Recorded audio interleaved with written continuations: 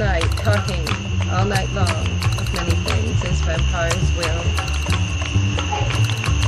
All night long we stayed and talked, while the thunder crashed and lightning flashed and the winds blew and the rain tore through the landscape. But after that we drove all night long through the tornado-lashed landscape. Millions of dollars of damage were done that night. But we arrived safe, just in time for the vampire's flight.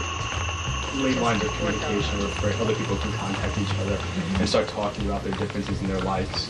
What's the number one thing that most people think about vampires that's not true?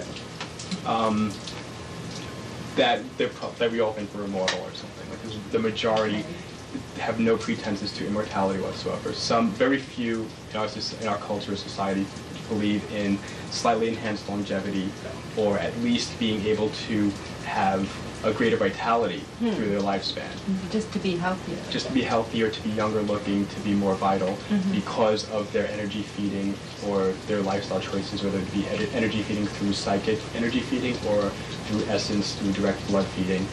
Okay, do you drink blood? No, I don't. Okay. Do you think that people should drink blood? Do you try to get people to drink blood?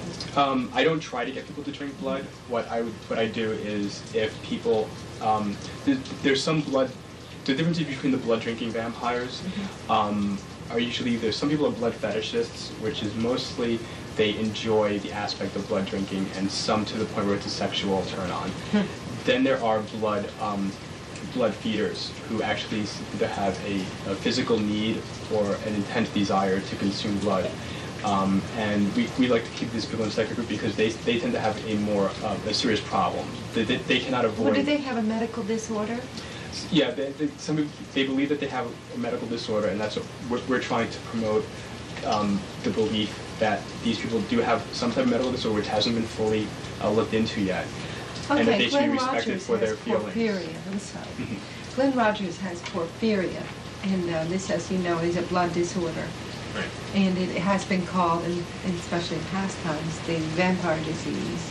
Right. That's the porphyria itself is it's probably mostly erroneously diagnosed as the vampire disease. There are several different types of porphyria, 7 or 8, and there's only one, which is like advanced congenital like porphyria, which actually has the smallest amount of symptoms that are related to like the consumption of blood. Usually it's just the consumption of, or desire to bite or consume flesh, and other type of physical traits which may have been attributed in the past to like a vampire hysterical amongst some cultures who didn't like understand what was going on. Also, I've noticed that some of the physical changes in the advanced stage in a medical book I looked at, they had pointed out, well, no, there was actual body here as well, and they had pointed out there may be some overlap between that and the werewolf. And the werewolf myth, right, or the Lugaroo mythos as well. But we don't tend to put a lot of strength into the, porphyria as the clinical, reason for that. We think it's something that's been entirely overlooked until this point. There's some other things like, silica diseases, which are like inabilities to assimilate certain types of proteins. But these are people that are possibly patients. They're not going to self-identify and dress in black and go to a vampire store to buy vampire accoutrements. This is a different group of people. It's a different group of people, very few. It's a fashion statement.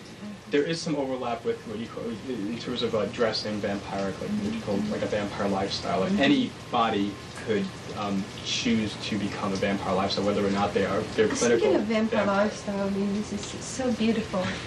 Will you tell me something about this beautiful coat? Well, this coat itself is there's very few of these coats available. They were this was from a boutique in New York, which has a lot of very interesting velvet and gowns and dresses and stuff. Beautiful. It's very good shopping choice for the vampire lifestyle. Is there anyone who wants to like take on the aesthetic? You want to give a plug? A plug? It's Religious Sex on Religious Sex. Religious Sex on 8th Street in St. Mark's. Okay. And what is that the one with in New York online? City? Is that the It's one? online. Yeah. It's the website is www.religioussex.com. Okay.